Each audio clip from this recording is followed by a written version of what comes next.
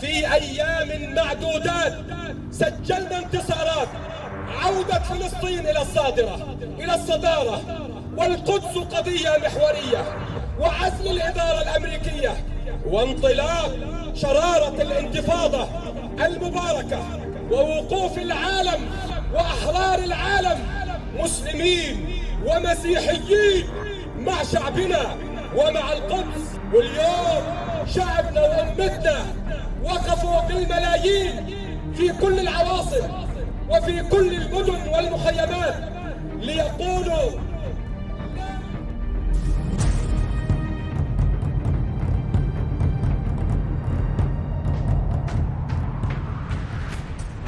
अस्सलामुअलैकुम दोस्तों।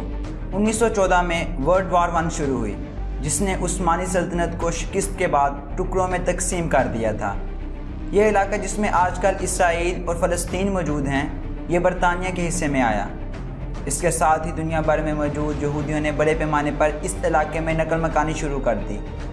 बरतानवी हुकूमत ने इन यहूदियों की बहुत हौसला अफजाई की। यहूदियों ने यहाँ के मकामी लोगों से ज़मीनें खरीदना शुरू कर दी और देखते ही देखते इस खित्ते में काबिज होते नज़र आए। फिर सेकंड वर्ल्ड वार शुरू हुई और फिर ख़त्म भी हो गई। बरतानिया सेकंड वर्ल्ड वार के बाद बहुत कमज़ोर हो गया था, इसलिए बरतानिया ने यह फ़ैसला किया कि ये ज़मीन इन मकामी लोगों के हवाले कर दी जाए। लेकिन इस वक्त तक इस खित्ते में ना सिर्फ यहूदियों की आबादी बहुत ज़्यादा बढ़ चुकी थी, बल्कि इनकी पोजीशन भी काफ़ी मजबूत हो गई थी। 1948 में यहूदियों और फ़लस्तीनियों के दरमियान जंग छिड़ जाती है और मामला अक़वाम मुत्तहिदा तक पहुँच जाता है। अक़वाम मुत्तहिदा ने इस खित्ते को 2 हिस्सों में तकसीम कर दिया, एक हिस्सा यहूदियों के लिए, एक फ़लस्तीनियों के लिए। ये सफ़ेद रंग का इलाका यहूदियों को दे दिया गया और सब्ज़ फ़लस्तीनियों को।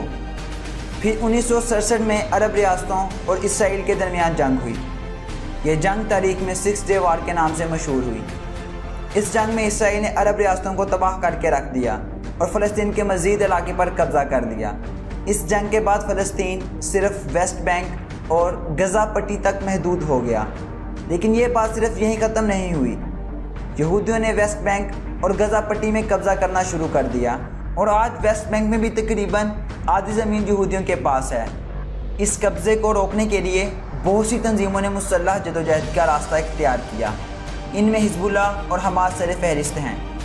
हिज़्बुल्लाह की कहानी पिछली वीडियो में बयान की जा चुकी है।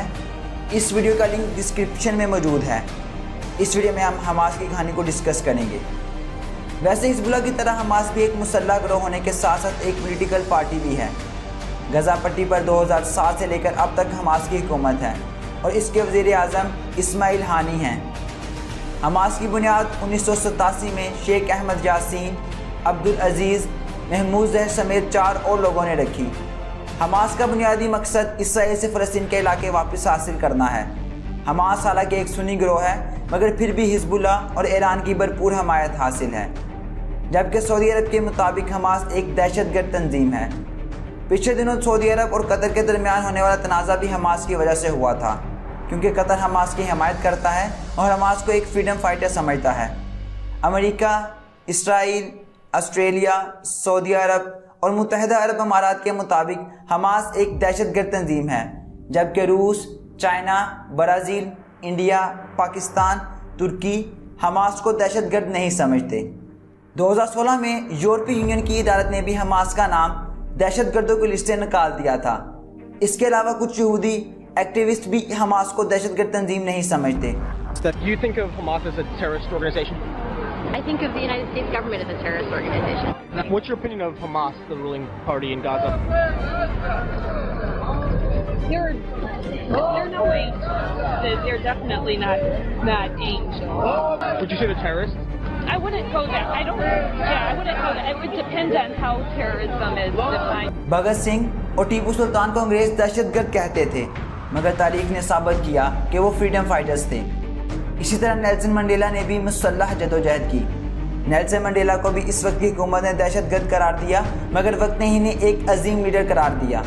इसी तरह आज नहीं तो आने वाले वक्त में हमास भी फ्रीडम फाइटर ही समझी जाएगी।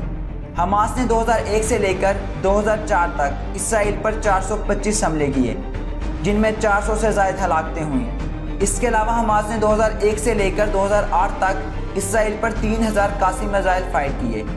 इसराइल की दफाई निज़ाम बहुत मजबूत और जदीद है। इसलिए हमास के लॉन्च किए गए 90% मिसाइल इसराइल हवा में ही तबाह कर देता है। सिर्फ 10% मिसाइल इसराइली हदूद में दाखिल हो पाते हैं।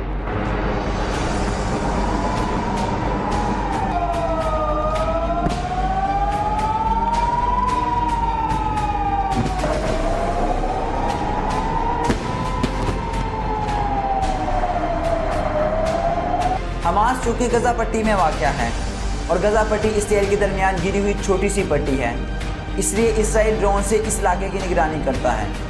इसराइल की नज़र से बचने के लिए हमास ने अपने तमाम ट्रेनिंग सेंटर्स और असला सुरंगों में रखा है।